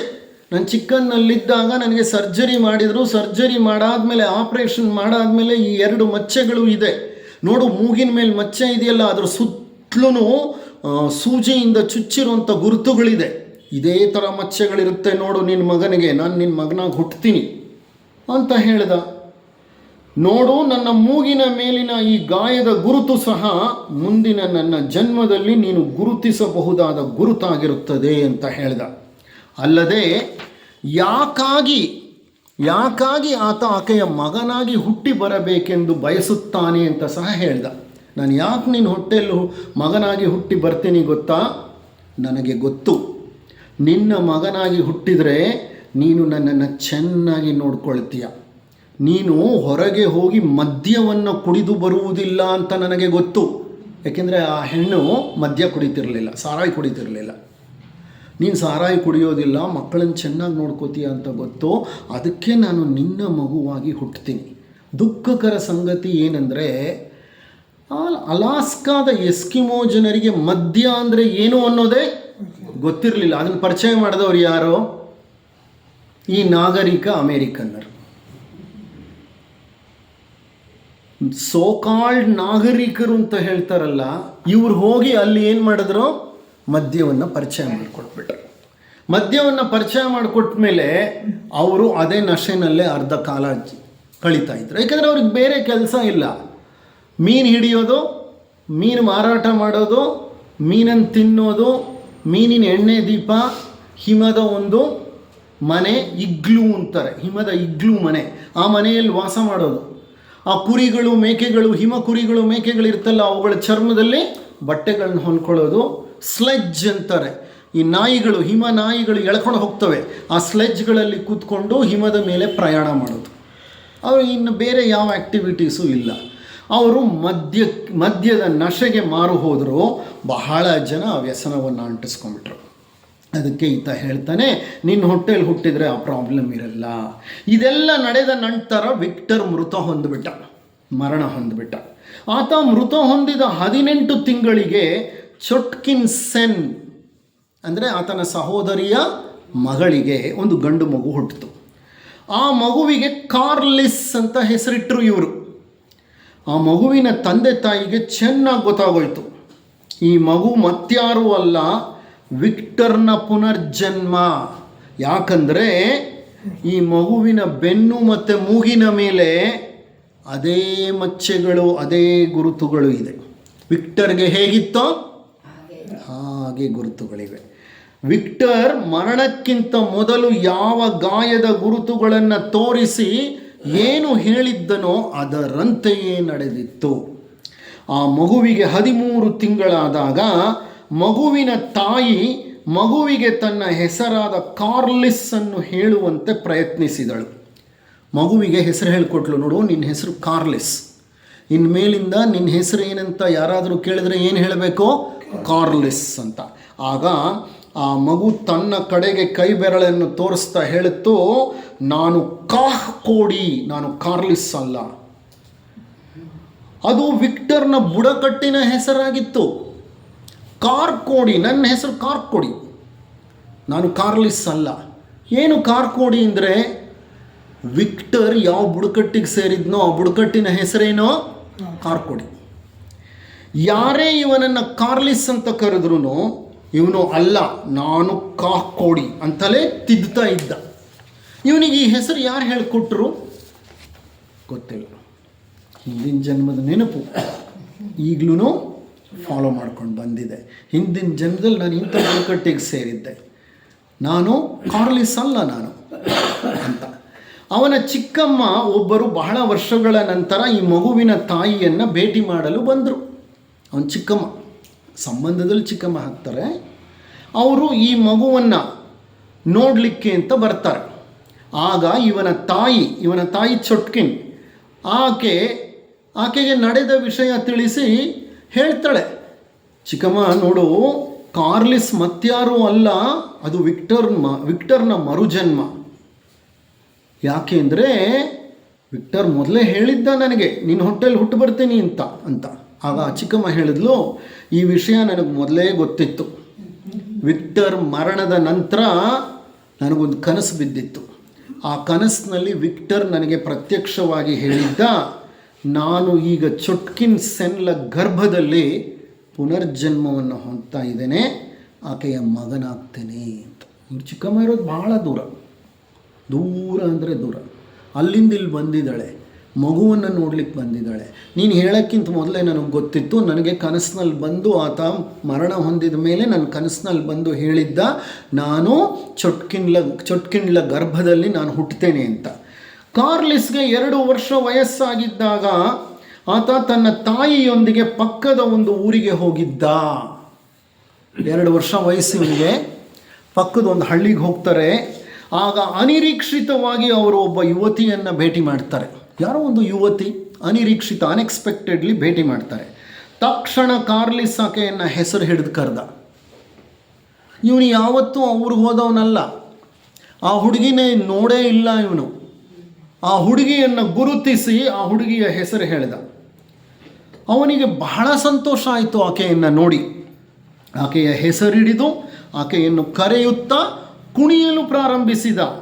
ಏಕೆಂದರೆ ಈಕೆ ತನ್ನ ಹಿಂದಿನ ಜನ್ಮದಲ್ಲಿ ಮಲಮಗಳಾಗಿದ್ದಳು. ಇವನಿಗೆ ಸ್ಟೆಪ್ ಡಾಟರ್ ಅವಳು ಹಿಂದಿನ ಜನ್ಮದಲ್ಲಿ. ನೋಡಿ, ಅದ್ರ ಗುರುತು ಹತ್ತಿ ಆಕೆ ಜೊತೆ ಡ್ಯಾನ್ಸ್ ಮಾಡಲಿಕ್ಕೆ ಪ್ರಾರಂಭ ಮಾಡಿಬಿಟ್ಟ. ಸ್ವಲ್ಪ ಹೊತ್ತಾದ ನಂತರ ಅಲ್ಲಿದ್ದ ಗುಂಪಿನಲ್ಲಿ ಒಬ್ಬ ವ್ಯಕ್ತಿಯನ್ನು ಗುರುತಿಸಿ ತನ್ನ ತಾಯಿಗೆ ಹೇಳಿದ, ಆತ ನನ್ನ ಮಗ ವಿಲಿಯಂ ಅಂತ. ನೋಡು ಅಮ್ಮ, ಅವನು ನನ್ನ ಮಗ ವಿಲಿಯಂ. ಅವನ ಮಗನೋ, ಇವನ ಮಗನೋ, ಅವನು ಇಷ್ಟೆತ್ರ ಇದ್ದಾನೆ, ಇಷ್ಟಿದ್ದಾನೆ, ಅವನ್ನ ನೋಡಿ ಇವನು ನನ್ನ ಮಗ ವಿಲಿಯಂ ಅಂತ ಹೇಳಿದ್ರೆ ಏನು ಹೇಳಬೇಕು? ನನ್ನ ಮಗ ವಿಲಿಯಂ ಇವನು. ಇನ್ನೊಂದು ವರ್ಷದ ನಂತರ ಚೊಟ್ಕಿನ್ ಸೇನ್ ತನ್ನ ಮಗನಾದ ಕಾರ್ಲಿಸ್ನನ್ನು ಕರೆದುಕೊಂಡು ಒಂದು ದೊಡ್ಡ ಔತಣಕೂಟಕ್ಕೆ ಹೋದಳು. ಅಲ್ಲಿದ್ದ ಎಷ್ಟೋ ಜನರ ಮಧ್ಯದಲ್ಲಿ ಒಬ್ಬ ವಯಸ್ಸಾದ ಮಹಿಳೆಯನ್ನು ಗುರುತಿಸಿ, that is the old dame, that's my rose ಅಂತ ಹೇಳಿದ. ಯಾವುದೋ ಒಂದು ದೊಡ್ಡ ಔತಣಕೂಟ ಕರ್ಕೊಂಡು ಹೋಗಿದ್ರೆ ಒಂದು ವಯಸ್ಸಾದ ಹೆಂಗಸನ್ನು ತೋರಿಸಿ, that's my old dame and that's my rose. Old dame ಅಂದರೆ ಈ ವೃದ್ಧ ಮಹಿಳೆ ಯಾರು ಗೊತ್ತಾ? ನನ್ನ ರೋಸ್. ಯಾರು ರೋಸ್ ಅಂದರೆ ಇವನ ಹೆಂಡತಿ. ಅವಳನ್ನು ಆಗಲೂ ಹಾಗೆ ಕರಿತಿದ್ನಂತವನು, ಓಲ್ಡ್ ಡೇಮ್ ಅಂತ ಕರೀತಾ ಇದ್ದ. ಈಕೆ ಆತನ ಹಿಂದಿನ ಜನ್ಮದ ಹೆಂಡತಿ ಆಗಿದ್ದಳು. ಇನ್ನು ಮುಂದಿನ ಕೆಲವು ವರ್ಷಗಳಲ್ಲಿ ಕಾರ್ಲಿಸ್ ವಿಕ್ಟರ್ನ ಎಷ್ಟೋ ಸಂಬಂಧಿಕರು ಮತ್ತು ಸ್ನೇಹಿತರನ್ನು ಗುರುತಿಸಿ ಅವರ ಕ್ರೈಸ್ತ ಹೆಸರುಗಳನ್ನಲ್ಲದೆ ಅವರ ಬುಡಕಟ್ಟುಗಳ ಹೆಸರುಗಳನ್ನು ಹೇಳ್ದ. ಬರ್ತಾ ಬರ್ತಾ ಅವನ ಬುಡಕಟ್ಟಿನ ಎಷ್ಟೋ ಜನರನ್ನು ಗುರುತಿಸಿ ಅವರ ಕ್ರಿಸ್ತಿಯನ್ ನೇಮು ಹೇಳ್ತಿದ್ದ, ಅವರ ಟ್ರೈಬಲ್ ನೇಮು ಹೇಳ್ತಿದ್ದ. ಹೇಗೆ ಅವ್ರದ್ದೆಲ್ಲರದ್ದು ಹೆಸರುಗಳು ಗೊತ್ತು ಇವನಿಗೆ? ಕ್ರಿಸ್ತಿಯನ್ ನೇಮು ಗೊತ್ತು, ಅವರ ಬುಡಕಟ್ಟಿನಲ್ಲಿ ಇಟ್ಟಿರುವಂಥ ಟ್ರೈಬಲ್ ನೇಮು ಗೊತ್ತು ಇವನಿಗೆ. ಕಾರ್ಲಿಸ್ ಒಮ್ಮೆ ತಾನು ವಿಕ್ಟರ್ ಆಗಿದ್ದಾಗ ಆದ ಅನುಭವವನ್ನು ಹೇಳ್ದ. ಈಗ ಕಾರ್ಲಿಸ್, ಹಿಂದೆ ವಿಕ್ಟರ್ ಆಗಿದ್ದಾಗ ಅವನು ಬೆಸ್ತನಾಗಿದ್ದ. ಆಗಿನ ಒಂದು ಅನುಭವವನ್ನು ಹೇಳ್ತಾನೆ. ಒಮ್ಮೆ ಆತ ತನ್ನ ಮೀನು ಹಿಡಿಯುವ ಬೋಟನ್ನು ತೆಗೆದುಕೊಂಡು ಬಹಳ ದೂರ ಹೋದ. ಆಗ ಅವನ ದೋಣಿಯ ಮೋಟಾರ್ ಇದ್ದಕ್ಕಿದ್ದ ಹಾಗೆ ನಿಂತುಬಿಟ್ಟಿತು. ಸಮುದ್ರದ ಅಲೆಗಳ ಹೊಡೆತಕ್ಕೆ ಸಿಲುಕಿ ಅವನ ದೋಣಿ ಮೇಲೆ ಕೆಳಗೆ ಹೊಯ್ದಾಡಲು ಪ್ರಾರಂಭಿಸಿತು. ದೂರ ಹೋಗ್ಬಿಟ್ಟ ಸಮುದ್ರದಲ್ಲಿ ದೋಣಿ ತಗೊಂಡು. ಮೋಟಾರ್ ಬೋಟ್ ಅದು. ಅವನ ಮೋಟಾರ್ ಸ್ಟಕ್ ಆಗೋಯ್ತು. ಜೋರಾದ ಅಲೆಗಳು. ಮೋಟಾರೇ ಓಡಲಿಲ್ಲ ಅಂದರೆ ಅಲೆಗಳು ಹೆಂಗೆ ಎತ್ತಾಕುತ್ತೋ ಹಡಗು, ದೋಣಿ ಹಾಗೆ ಮೇಲೆ ಏರಿ ಕೆಳಗೆ ಇಳಿತಾ ಇತ್ತು. ಇವನಿಗೆ ಇನ್ನು ಮುಗೀತು ನನ್ನ ಕೆಲಸ ಅಂತ ಈ ದೋಣಿ ಮೇಲಿನ ನಿಯಂತ್ರಣ ಹೊಟ್ಟೋಯ್ತು. ಇನ್ನು ಬದುಕುಳಿಯೋದು ಕಷ್ಟ ಅಂತ ಅವನಿಗೆ ಭಾಸವಾಯಿತು. ಅಷ್ಟರಲ್ಲಿ ರಕ್ಷಣಾ ಪಡೆಯ ಒಂದು ದೊಡ್ಡ ದೋಣಿ ಆ ಕಡೆಗೆ ಬಂತು. ಒಂದು ನೇವಲ್ ಸರ್ವೇಲೆನ್ಸ್ಗೆ ಇಟ್ಟಿರ್ತಾರಲ್ಲ, ಕೋಸ್ಟ್ ಗಾರ್ಡ್ ಅಂತ, ಆ ಕೋಸ್ಟ್ ಗಾರ್ಡ್ನ ಒಂದು ಬೋಟ್ ಆ ಕಡೆ ಬಂತು. ಈತ ಕೈಗಳನ್ನು ಮೇಲೆತ್ತಿ ಜೋರಾಗಿ ಬೀಸಲಿಕ್ಕೆ ಪ್ರಾರಂಭ ಮಾಡ್ದ. ಆ ದೊಡ್ಡ ದೋಣಿಯಲ್ಲಿ ಯಾರು ನನ್ನನ್ನು ನೋಡ್ತಾರೆ, ಅಲ್ಲದೆ ನಾನು ಬುಡಕಟ್ಟು ಜನಾಂಗದವನು, ನನ್ನನ್ನು ಗಮನಿಸಿದ್ರು ಅವ್ನು ನನ್ನ ರಕ್ಷಣೆಗೆ ಬರ್ತಾರೋ ಇಲ್ವೋ ಅಂತ ಅಂದ್ಕೊಂಡ. ಆದರೆ ಆಶ್ಚರ್ಯವೆಂಬಂತೆ ಆ ದೊಡ್ಡ ದೋಣಿ ಇವನ ಬಳಿ ಬಂದು ಇವನನ್ನು ರಕ್ಷಿಸಿತು. ಆ ವಿಷಯವನ್ನು ವಿಕ್ಟರ್ ಒಮ್ಮೆ ಚೊಟ್ಕಿನ್ ಬಳಿ ಹೇಳಿದ್ದ. ಅವನ ಜೀವನದಲ್ಲಿ ನಡೆದ ಈ ಪ್ರಸಂಗವನ್ನು ತನ್ನ ಸಹೋದರಿಯ ಮಗಳಾದ ಚೊಟ್ಕಿನ್ಗೆ ಒಂದು ಸಲ ಹೇಳಿದ್ದ. ಇನ್ಯಾರಿಗೂ ಹೇಳಿರಲಿಲ್ಲ ಅವನು. ಈಗ ಕಾರ್ಲಿಸ್ ಈ ಘಟನೆಯನ್ನು ಅಷ್ಟೇ ವಿವರವಾಗಿ ಹೇಳ್ತಾನೆ. 2 ವರ್ಷದ ಮಗು, ಹಿಂದಿನ ಜನ್ಮದಲ್ಲಿ ನಾನು ವಿಕ್ಟರ್ ಆಗಿದ್ದಾಗಿಂತ ಒಂದು ಘಟನೆ ನಡೀತು, ನನ್ನನ್ನು ಕೋಸ್ಟ್ ಗಾರ್ಡ್ ಬಂದು ಪ್ರೊಟೆಕ್ಟ್ ಮಾಡಿದರು ಅಂತ ಕ್ಲಿಯರಾಗಿ ಹೇಳ್ತಾನೆ. 2 ವರ್ಷದ ಮಗುಗೆ ಹಿಂದಿನ ಜನ್ಮದಲ್ಲಿ ನಡೆದಂತಹ ಈ ಘಟನೆ ಅಷ್ಟು ಕರಾರುವಕ್ಕಾಗಿ ಆ ಘಟನೆಯನ್ನು ವಿಕ್ಟರ್ ಮತ್ತಾರಿಗೂ ಹೇಳಿರಲಿಲ್ಲ. ತನ್ನ ಸಹೋದರಿಯ ಮಗಳಾದ ಚೊಟ್ಕಿನ್ಗೆ ಮಾತ್ರ ಹೇಳಿದ್ದ. ಅದು ಚೊಟ್ಕಿನ್ಗೆ ಗೊತ್ತಿದ್ದ ಸತ್ಯ. ಆ ಸತ್ಯವನ್ನು ಈ 2 ವರ್ಷದ ಮಗು ಕರೆಕ್ಟಾಗಿ ಹೇಳ್ತಾ ಇದೆ. ಒಮ್ಮೆ ಕಾರ್ಲಿಸ್ ತನ್ನ ತಾಯಿಯಾದ ಚೊಟ್ಕಿನ್ಗೆ ಒಂದು ಸಣ್ಣ ಕೊಠಡಿಯನ್ನು ತೋರಿಸ್ದ. ಅವರ ಅಮ್ಮಂಗೆ, ಅವ್ರ ಮನೆಯಲ್ಲಿ ಒಂದು ಸಣ್ಣ ಕೊಠಡಿ ಇತ್ತು. ಆ ಕೊಠಡಿನ ತೋರಿಸಿ ಹೇಳ್ತಾನೆ, ನೋಡು ಅಮ್ಮ, ಯಾವಾಗ ನಾನು ಮತ್ತು ಓಲ್ಡ್ ಡೇಮ್ ಅಂದರೆ ಯಾರು? ಹಿಂದಿನ ಜನ್ಮದ ಹೆಂಡತಿ ರೋಸ್. ನಾನು ಮತ್ತು ಓಲ್ಡ್ ಡೇಮ್ ನಿಮ್ಮನ್ನು ಭೇಟಿ ಆಗ್ಲಿಕ್ಕೆ ಬರ್ತಿದ್ವೋ ಆಗ ಇದೇ ಕೊಠಡಿಯಲ್ಲೇ ನಾವು ಮಲಗ್ತಾ ಇದ್ದಿದ್ದು. ಅದು ಸತ್ಯ ಆಗಿತ್ತು. ಅದು 100% ಟ್ರೂತ್ ಆಗಿತ್ತು. ಚೊಟ್ಕಿನ್ಗೆ ಆಶ್ಚರ್ಯ ಆಯಿತು. ಎಷ್ಟು ಕರೆಕ್ಟಾಗಿ ಹೇಳ್ತೀವಿ. ಆ ಕೊಠಡಿನ ಈಗ ಬೆಡ್ರೂಮಾಗಿ ಬಳಸ್ತಾ ಇಲ್ಲ, ಅದನ್ನು ಬೇರೆ ಯಾವುದೋ ಉದ್ದೇಶಕ್ಕೆ ಗೋಡೌನಾಗಿ ಬಳಸ್ತಾ ಇದ್ದಾರೆ. ಆದರೆ ಎಷ್ಟು ಕರೆಕ್ಟಾಗಿ ಹೇಳ್ತಿದ್ದಾನೆ, ಇಲ್ಲೇ ನಾವು ಮಲಗ್ತಿದ್ದಿದ್ದು ಅಂತ. ಇಂಥ ಹಳೆಯ ಎಷ್ಟೋ ನೆನಪುಗಳನ್ನು ಕಾರ್ಲಿಸ್ ಮೆಲುಕು ಹಾಕ್ತಾ ಇದ್ದ. ಅವೆಲ್ಲ ಸತ್ಯ ಸಂಗತಿಗಳಾಗಿದ್ದವು. ಕಾರ್ಲಿಸ್ಗೆ 9 ವರ್ಷ ವಯಸ್ಸಾಗುವ ಹೊತ್ತಿಗೆ ಆ ಹಳೆಯ ನೆನಪುಗಳು ಮರೆಯಾಗಲು ಪ್ರಾರಂಭಿಸಿದವು. ಅಯಾನ್ ಸ್ಟೀವನ್ಸನ್, ನಾನು ಹೇಳಿದ್ನಲ್ಲ, ಬಹಳ ರೆಪ್ಯೂಟೆಡ್ ಸೈಂಟಿಸ್ಟ್ ಆತ ಕಾರ್ಲಿಸ್ನನ್ನು ಭೇಟಿಯಾಗಲಿಕ್ಕೆ ಬಂದ, ಇಂಟರ್ವ್ಯೂ ಮಾಡ್ದ. ಆದರೆ ಕಾರ್ಲಿಸ್ಗೆ ಅಷ್ಟೊತ್ತಿಗೆ 15 ವರ್ಷ ವಯಸ್ಸಾಗೋಗಿತ್ತು. ಹಿಂದಿನ ಜನ್ಮದ ನೆನಪುಗಳೆಲ್ಲ ಮಾಸ್ ಹೋಗಿದ್ದು, ಆತನಿಗೆ ಅಷ್ಟು ನೆನಪಿಗೆ ಬರಲಿಲ್ಲ. ಹೀಗೆ ಹಿಂದಿನ ಜನ್ಮದ ನೆನಪುಗಳನ್ನು ಹೊತ್ತು ಹುಟ್ಟಿದ ಮಕ್ಕಳು ಅವುಗಳ ಬಗ್ಗೆ ಸುಮಾರು 2 ವರ್ಷ ವಯಸ್ಸಾಗಿದ್ದಾಗ ಮಾತನಾಡಲು ಪ್ರಾರಂಭಿಸುತ್ತವೆ ಮತ್ತು 6 ವರ್ಷ ವಯಸ್ಸಾದ ನಂತರ ಆ ನೆನಪುಗಳು ಕಡಿಮೆಯಾಗುತ್ತವೆ. 9 ವರ್ಷದ ಹೊತ್ತಿಗೆ ಪೂರ್ಣ ಮರೆಯಾಗಿ ಹೋಗ್ತವೆ. ಬಹಳಷ್ಟು ಕೇಸ್ಗಳಲ್ಲಿ ಹೀಗೆ ಆಗಿದೆ. ಕಾರ್ಲಿಸ್ನ ಕತೆ ಇನ್ನೂ ಮುಗಿದಿಲ್ಲ. ಕಾರ್ಲಿಸ್ನ ತಾಯಿ ಚೊಟ್ಕಿನ್ಸೆನ್ ಯಾವಾಗಲೂ ಕಾರ್ಲಿಸ್ನ ಕೂದಲನ್ನು ಹಿಂದಕ್ಕೆ ಬಾಚ್ತಿದ್ಲು. ಇವನು ಅವರಮ್ಮ ಆ ಕಡೆ ಹೋಗಿದ ತಕ್ಷಣ ಕೂದಲನ್ನ ಮುಂದಕ್ಕೆ ಬಾಚ್ಕೊಳ್ತಿದ್ದ. ವಿಕ್ಟರ್, ಹಿಂದಿನ ಜನ್ಮದಲ್ಲಿ ವಿಕ್ಟರ್ ಆಗಿ ಹುಟ್ಟಿದ್ನಲ್ಲ, ವಿಕ್ಟರ್ ಮುಂದಕ್ಕೆ ಬಾಚ್ತಿದ್ದ. ಅವರಮ್ಮ ಇವನಿಗೆ ಹಿಂದಕ್ಕೆ ಬಾಚ್ ಹೋದರೆ ಅವನದನ್ನು ತೆಗೆದು ವಿಕ್ಟರ್ನ ಥರ ಮುಂದಕ್ಕೆ ಬಾಚಿದ್ದ. ವಿಕ್ಟರ್ಗೆ ಇದ್ದ ಹಾಗೆ ಇವನಿಗೂ ಬಿಕ್ಕಳಿತ್ತು, ಆದರೆ ಬಿಕ್ಕಳು ಕಡಿಮೆ ಆಗಿತ್ತು. ಅದನ್ನು ಆತ ಮೊದಲೇ ಹೇಳಿದ್ದ, ನಾನು ಮುಂದಿನ ಜನ್ಮದಲ್ಲಿ ನಿನ್ನ ಹೊಟ್ಟೆಯಲ್ಲಿ ಹುಟ್ತೀನಿ, ನನ್ನ ಈ 2 ಗಾಯದ ಗುರುತುಗಳು ಇರುತ್ತೆ, ಆದರೆ ಬಿಕ್ಕಳಿಕೆ ಕಡಿಮೆ ಹಾಗೇ ಆಗಿತ್ತು. ವಿಕ್ಟರ್ಗೆ ತೆರೆದ ಸಮುದ್ರದಲ್ಲಿ ಮೀನು ಹಿಡಿಯೋದು ಬಹಳ ಇಷ್ಟ. ಜೀವನ ಎಲ್ಲ ಸಮುದ್ರದಲ್ಲೇ ಕಳೀಲಿಕ್ಕೆ ಇಷ್ಟಪಡ್ತಿದ್ದ ಅವನು. ಕಾರ್ಲಿಸ್ ಸಹ ಮೀನು ಹಿಡಿಯುವುದರಲ್ಲಿ ಮತ್ತು ಸಮುದ್ರ ಪ್ರೇಮದಲ್ಲಿ ಇನ್ನೂ ಒಂದು ಹೆಜ್ಜೆ ಮುಂದೆ ಎನ್ನುವ ಹಾಗೆ ಇದ್ದ. ವಿಕ್ಟರ್ಗೆ ಕೆಟ್ಟ ದೋಣಿಗಳನ್ನು ರಿಪೇರಿ ಮಾಡಲು ಬರ್ತಿತ್ತು. ಈತ ಸಹ ಕೆಟ್ಟ ದೋಣಿಗಳ ಎಂಜಿನ್ಗಳನ್ನು ಬಹಳ ಲೀಲಾಜಾಲವಾಗಿ ರಿಪೇರಿ ಮಾಡ್ತಿದ್ದ. ಅಂದರೆ ಈ ಎಲ್ಲ ಸಂಗತಿಗಳು ಏನು ಹೇಳುತ್ತೆ ಗೊತ್ತಾ? ನಾವು ಹಲವಾರು ಪ್ರತಿಭೆಗಳನ್ನು, ವಿಶಿಷ್ಟ ಗುಣಗಳನ್ನು ಮತ್ತು ಹಲವು ದೌರ್ಬಲ್ಯಗಳನ್ನು ಪೂರ್ವ ಜನ್ಮಗಳಿಂದ ಹೊತ್ತು ತಂದಿರುತ್ತೇವೆ. ನೋಡಿ, ವಿಕ್ಟರ್ ಆಗಿ ಹುಟ್ಟಿದಾಗ ಸಮುದ್ರ ಪ್ರೇಮ ಇತ್ತು ಅವನಿಗೆ. ದೋಣಿ ಎಂಜಿನ್ಗಳ ರಿಪೇರಿ ಮಾಡ್ತಿದ್ದ. ಮೀನು ಹಿಡಿಯೋದು ತುಂಬ ಇಷ್ಟ.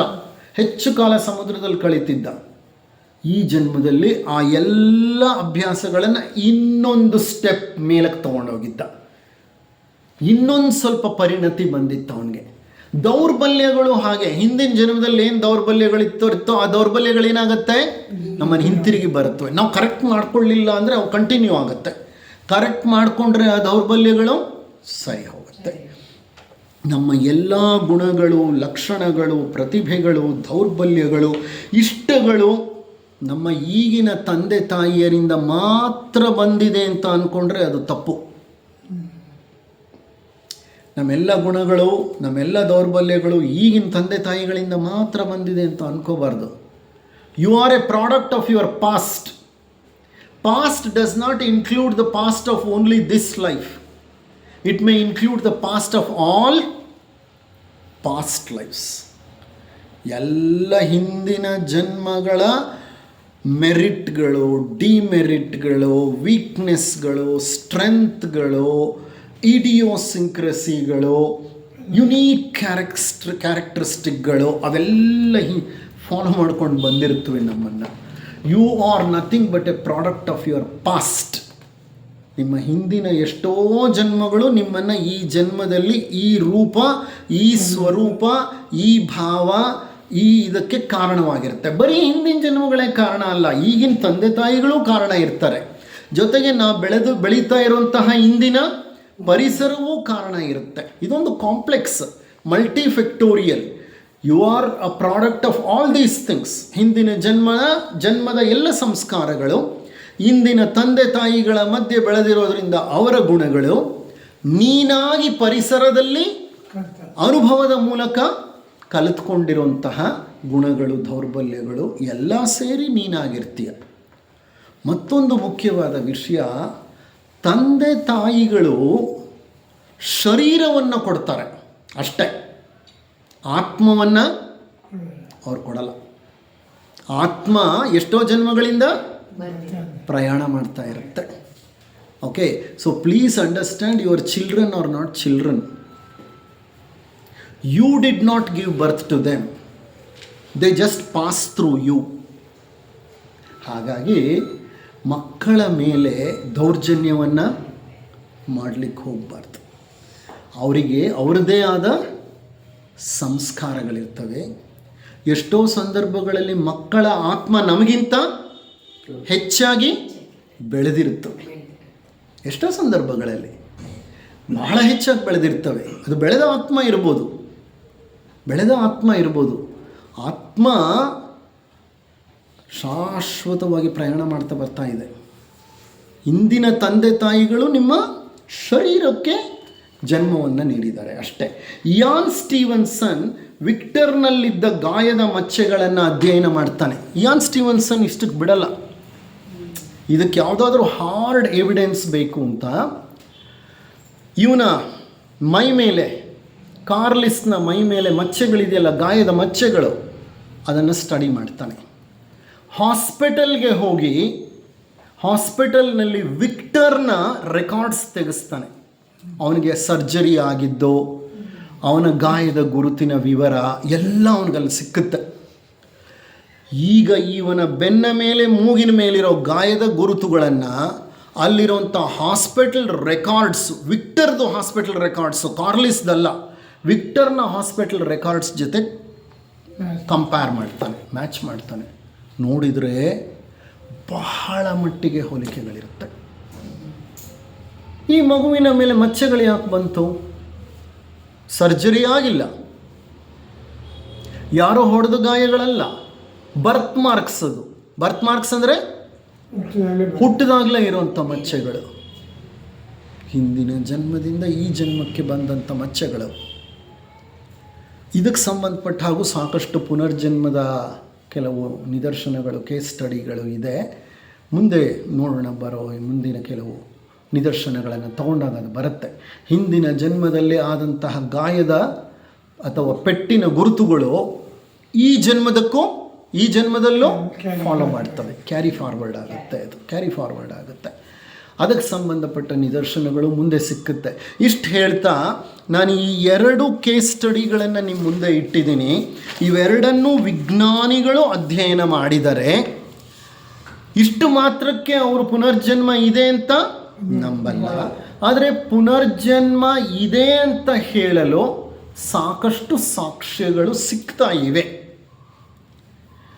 ಆದರೆ ಅವರಿಗೆ ಬೇಕಾದಂತಹ ಒಂದು ಹಾರ್ಡ್ ಎವಿಡೆನ್ಸ್, ಒಂದು ಗಟ್ಟಿ ಸಾಕ್ಷ್ಯ ಸಿಕ್ಕಿಲ್ಲ. ಮೃದು ಸಾಕ್ಷ್ಯಗಳು ಬೇಕಾದಷ್ಟು ಸಿಕ್ಕಿದ್ದಾವೆ. ಇರಲಿ, ಮುಂದೊಂದು ದಿನ ಬರಬಹುದು, ಆಗ ಆತ್ಮನನ್ನು ಒಂದು ಸ್ಕೋಪ್ ಇಟ್ಟು ನೋಡುವಂತಹ ಒಂದು ಶಕ್ತಿ ವಿಜ್ಞಾನಕ್ಕೆ ಬರಬಹುದು.